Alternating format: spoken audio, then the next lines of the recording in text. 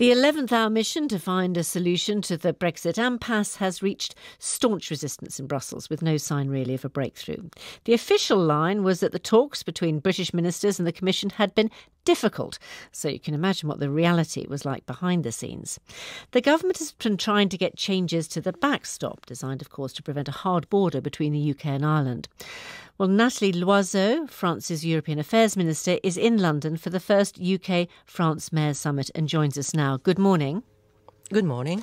And the idea behind the summit, I guess, is that there can still be goodwill and cooperation between nations, whatever happens in Brexit.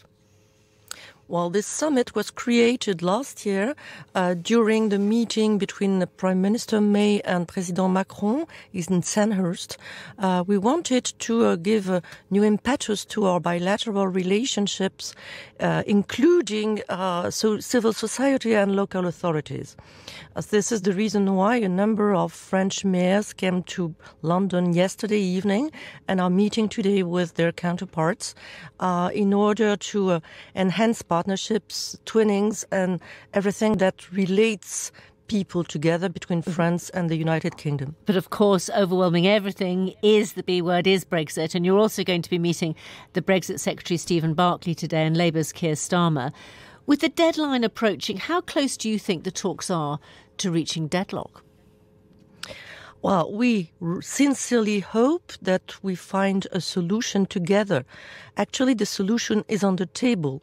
The withdrawal agreement, the way it was negotiated by the British negotiator and Michel Barnier, is the best possible solution because it provides for time to work on the future relationship. It provides for certainty for citizens on both sides of the channel, and it's a very balanced agreement. So we definitely think that maybe there should need some clarification, some reassurances, but we cannot reopen this negotiation on the withdrawal agreement because it is balanced. But you'll know, I mean, that's your view of it, but it was overwhelmingly defeated in the House of Commons, which is why Theresa May and the government's Attorney General now have been going to Brussels to try and reach some kind of compromise on the backstop. Are you saying that that's impossible?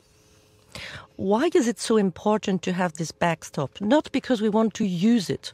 We don't like the backstop. We don't want to have to implement it. And if we have to, we don't want to stay in the backstop. We all agree that it should be temporary and that it's a last resort solution. Well, why not make that clear in legal terms then? It is written in the withdrawal agreement. Just read it and you will see that we don't want to stay in the backstop, that it is a last resort solution unless we find a better solution in the future relationship, and until we find it, we have no reason to stay in the backstop. But the UK can't leave unilaterally, which is why so many parliamentarians here are concerned about this. And one of the proposals brought forward by the government was to let the independent arbitration panel, which is part of the withdrawal agreement, have a role in deciding on the backstop. Why wouldn't that be acceptable? You know, the 27 cannot leave unilaterally either. It is a temporary solution until we find something better.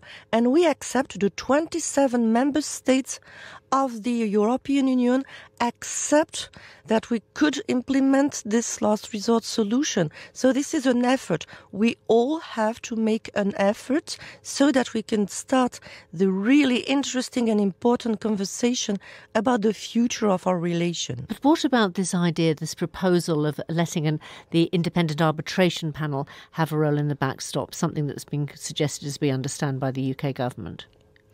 What is not possible is that one of the parties, either the United Kingdom or the 27, decide unilaterally to leave the backstop, and everything that would go in this direction would simply kill the backstop. It would not give assurances that we keep the peace process going on in Ireland. It wouldn't give assurances that we don't have physical borders between the north and the south of the island of Ireland. Well, it would not give assurances for the consistency of the European Union. So that's key.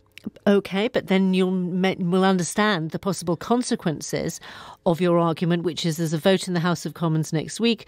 Theresa May may well lose that if she doesn't get concessions. Therefore, we could be heading for a scenario where the UK leaves the European Union without a deal. This is not our choice, but this could be your decision. You have a choice. The British Parliament, the British government has a choice between a smooth Brexit, and we have done everything on earth to provide for a smooth Brexit, or a hard Brexit. We don't want it, but it is up to you to decide. So you're prepared to live with the consequences of a hard Brexit? We have been preparing for all scenarios. Hard Brexit is not good news. No Brexit is a good news in a sense. But we are fully prepared. We have done everything we had to do to prepare for all scenarios, including a hard Brexit. And it will not be a disaster for France or the European Union. What about the alternatives? Would you be prepared to accept a delay? There's been much talk about having a short technical one, which would end before the UK needed to take part in the European elections. Well, give me a reason to postpone March 29th, a credible reason, a reason supported by a majority in the British Parliament and acceptable for the 27. And if it's short, we will consider it.